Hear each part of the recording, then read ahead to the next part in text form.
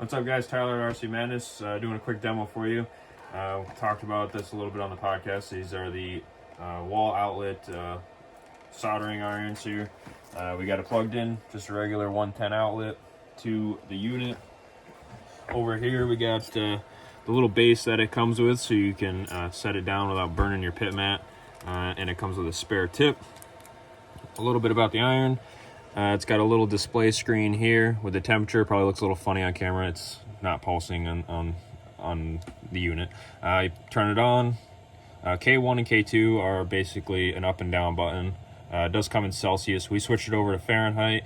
You hold the K1 button, it starts warming up, and we set it to 932. Reason being we set it so high is we set this iron over here all the way up to 896 as it displays on the dial, so about 900 degrees over here. This is the one we use on a regular basis back here in the repair room. So we're going to compare it to the plug-in one, which is significantly smaller in size and price, only 45 bucks, which is pretty good. These are about $100 now, the standalone units. So we got a piece of 10 gauge wire right here. I got it stripped on both ends. I'll do one end with this and one end with that. And then I got a bullet in the multi-tool here holding it there. So we'll try it on there. I'll solder it one, unsolder it, and solder it with the other one, so you can kind of see the difference, if any at all, really.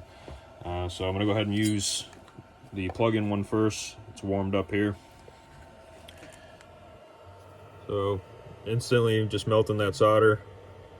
Really good heat to it, not cooling down at all. You can see it just melts almost instantaneous. Just hitting it with a wet sponge over there. I'm going to re-tin this one a little because it's got some old solder on it. But a matter of seconds. We'll take this out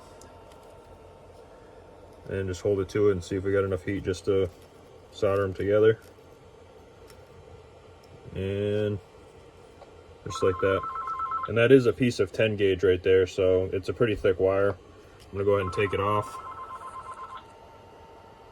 And pulls it right off pretty easy. I set this guy back down, put it back in the clamp, and I'm going to use this one, which is set all the way up as well.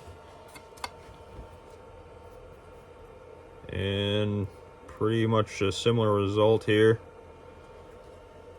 Feeds it in, it's fine. And on the bullet, a little more, maybe a little longer on that, but basically the same quality we're getting out of that. And pull it back off.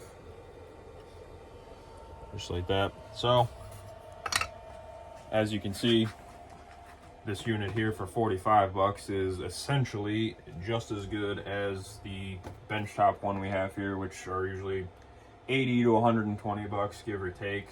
And for 45 bucks, and you're just plugging into an outlet.